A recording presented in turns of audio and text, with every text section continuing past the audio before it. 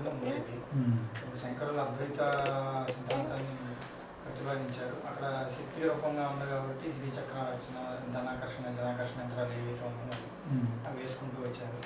ఇప్పుడు ఉన్న పరంపరలో తర్వాత మధ్వాచార్యులు రామానుజులు వచ్చారు. సో వాళ్ళ ప్రాతిపదికన ప్రకారం అది మార్చడం అలా జరుగుతుంది. ఇప్పుడు అంతే విశిష్టాద్వైత మతం అక్కడ ఉంది. కానీ ఏదైనప్పటికీ బేసికల్గా అంతా ఒకటే. దాన్ని ఎలా తీసుకుంటున్నారు అన్న పర్సెప్షనే ఇది. వైష్ణవిజం అనేది మీరు చూస్తే మీరు చూడాలంటే చూస్తే వాళ్ళు ఆచార వ్యవహారాలు రామానుజాచార్యులు ఎలా చెప్పారు, పూజ ఏం చేయాలి, సూత్రాలు ఇవన్నీ ఇప్పుడు అంతా బట్ అది సగుణోపాసన కాస్త పక్కన పెట్టి నిర్గుణోపాసన వస్తే కనుక ఇవన్నీ మంచు తెరల్లో వెళ్ళిపోతాయి. స్పెసిఫికల్గా వైష్ణవాలయాలు శివుడిని ఆరాధించొద్దని చెప్పడం, ఈవెన్ దో శివక్షేత్రమైనా కానీ చిన్నజీలు ఇప్పుడే చెప్తుంటాడు, ఇప్పుడు కూడా చెబుతున్నాడు. మీకు రీసెంట్గా ఒక టెంపుల్ ఏదో వెలుగులోకి వచ్చింది, శైవక్షేత్రం, ఒక శివుడు తప్పకుండా ఉండదు. అటువంటి ఆయన వచ్చి శివుడు కట్టిన చెప్పారు. తర్వాత అక్కడ చెప్పారు శివుడి మూలస్థానం ఆయన ఉండాలి, ఆ ముందు శివలింగం పెట్టండి, అప్పుడు అద్భుతంగా వృద్ధిలోకి వస్తుంది ఈ టెంపుల్. అక్కడ వెళ్ళిన ఈయన ఏమన్నాడు తర్వాత ఫస్ట్ ఈయన ముందు వెళ్ళి ఓన్లీ అదే ప్రతిపాదించారు, శివుడు చేసి పెట్టాలి అన్నట్టు. సరే, ఇప్పుడు ఒక వ్యక్తికి తన ఇష్టదేవత ఏంటి అని తెలుసుకోలేనప్పుడు దానికి ఏమన్నా ఒక స్టాండర్డ్ ప్రొసీజర్ లాంటిది ఉంటాయి కదా, any step by step introspection process? Because అంటే నాకైతే ఇప్పటివరకు I'm unable to identify my ఇష్టదేవత.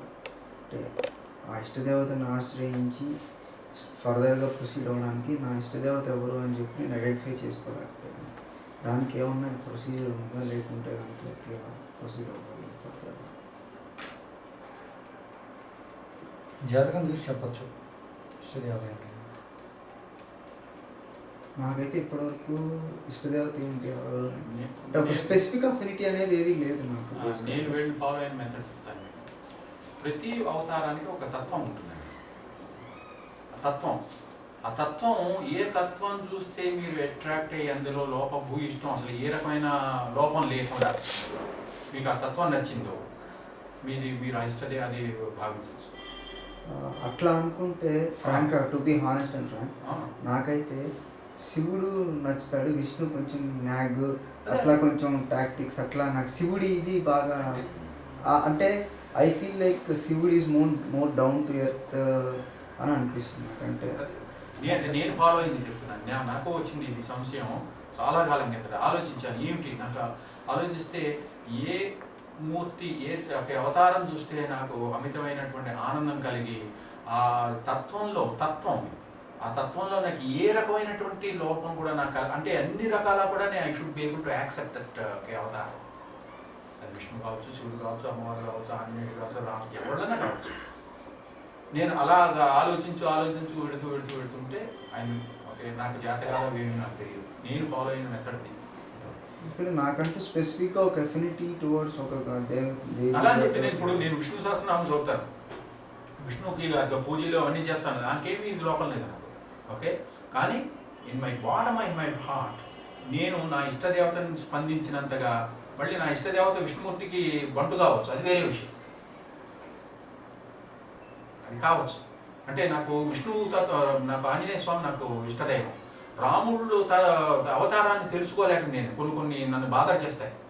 కానీ నేను అంటే ఆయన తత్వాన్ని తెలుసుకునే స్థాయికి ఇంకా ఎదగలేదనేటువంటి భావనలో ఉంటాను, నా భావన. కానీ నాకు ఆంజనేయుడు అంటే ఇష్టం కాబట్టి ఆయనలో కంచు కాగడబెట్టి వెతికినా, భూతద్దం పెట్టి వెతికినా నాకు ఒక్క ఇది కనబడదు. ఓకే, ఆయన నాకు ఇష్టం. నేను అయిపోయాను. నా ఇది చెప్పాను తప్పించి ఈవెన్ నేను కూడా నాకు అసలు ఒక స్పెసిఫిక్ అఫినిటీ లేదు. సో ఏంటి అని చెప్పి అలాగే నాకు శివతత్వం ఒళ్ళు పులకరించిపోతుంది. ఒళ్ళు పులకరించిపోతుంది.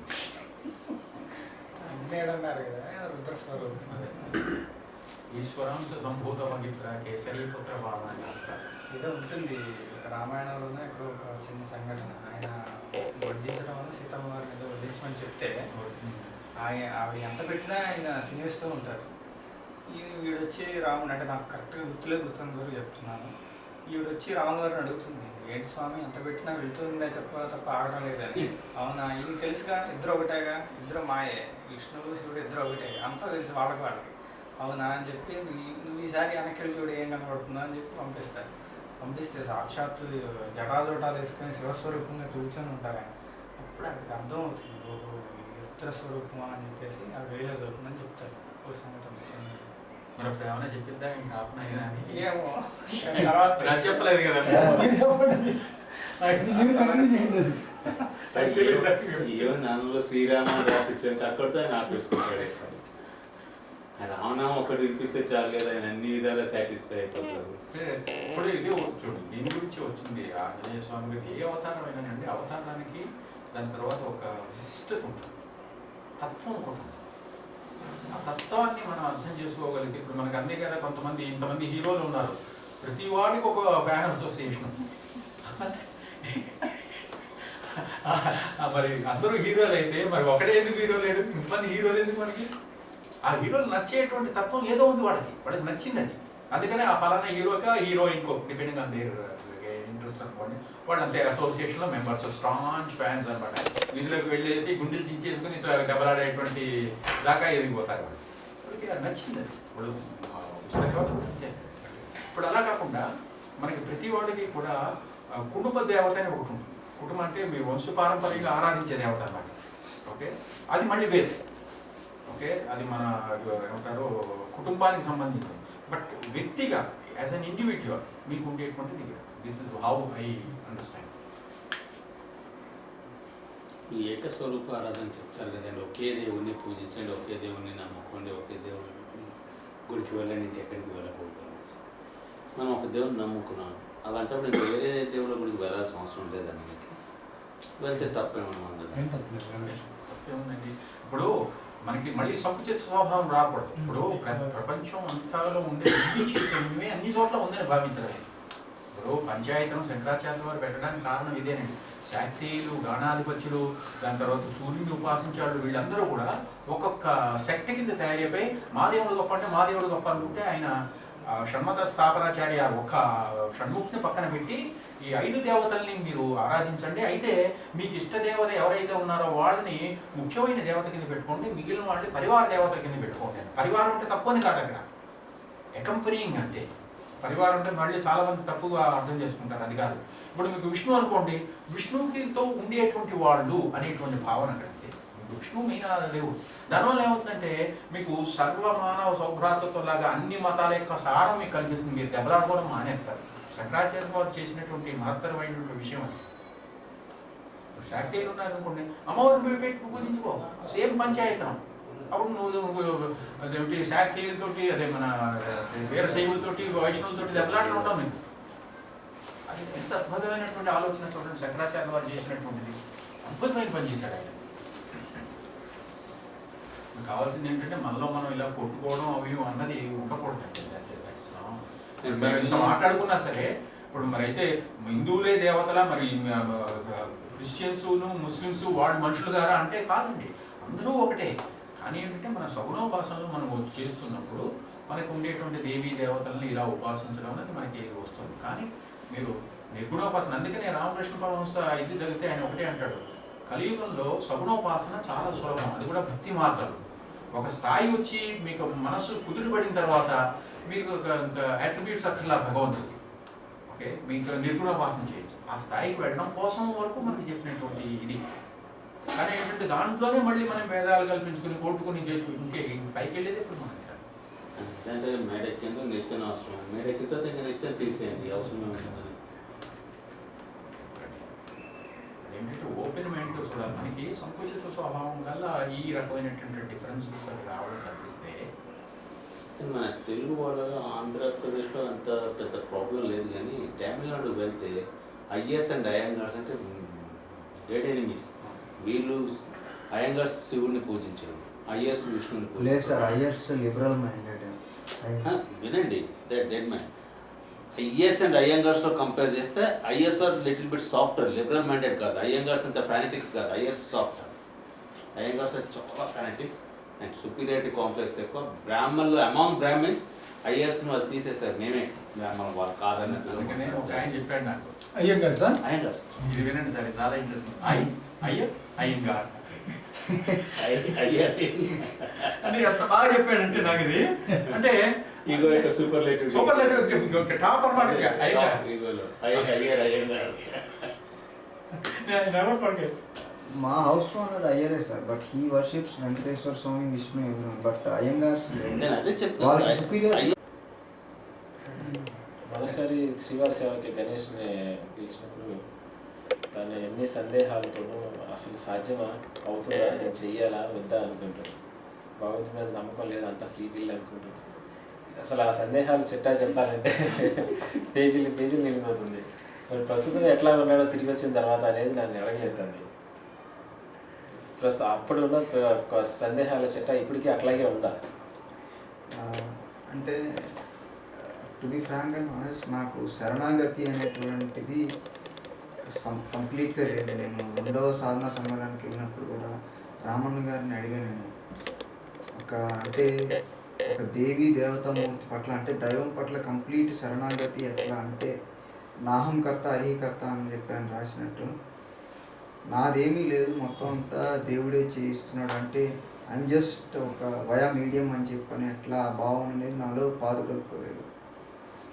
సో అది పెంపొందించుకున్నాము. నెక్స్ట్ ఇంకోటి వచ్చి మెయిన్ ఈ సేవ గురించినే నేను మెయిన్ వెళ్దాం అనుకున్న కారణం ఏంటంటే, సాటి మనిషిలో ఈశ్వరుని చూసి ఆ ఈశ్వరుడికి సేవ చేయాలి అనేటటువంటిది నా యొక్క థియరాటిక్ అజంప్షన్.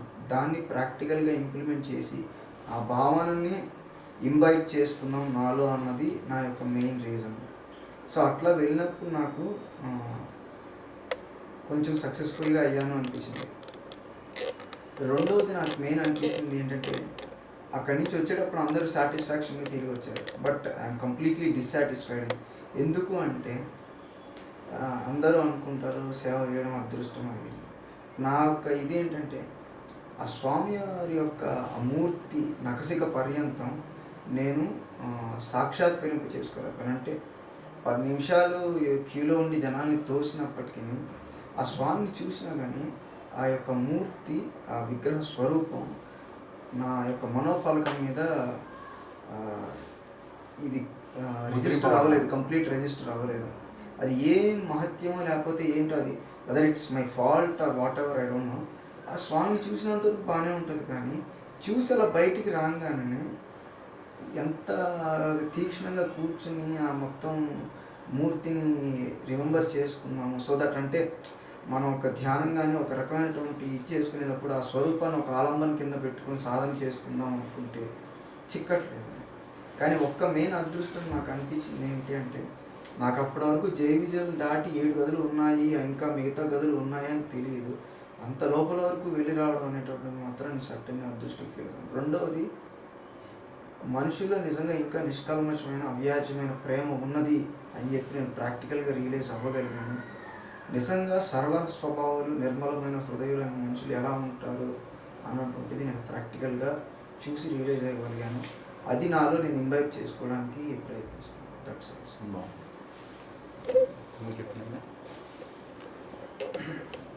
గణేష్ ఫస్ట్ వచ్చినప్పుడు తీసుకొని వెళ్దాం అనుకున్నప్పుడు, ఇప్పటికి ఇంతకుముందు 3 ఏళ్ళ కిందట చేసుకున్నప్పటికీ ప్రతిసారి మొదటిసారి నేను వెళ్ళినప్పుడు కొన్ని అనుభవాలు గణేష్ లాగే ఇతర విషయాల పట్ల కానీ అసలు ఎన్నో సందేహాలతో వెళ్ళినప్పుడు కానీ భగవంతుడు స్వయంగా అక్కడ ఉన్నాడు.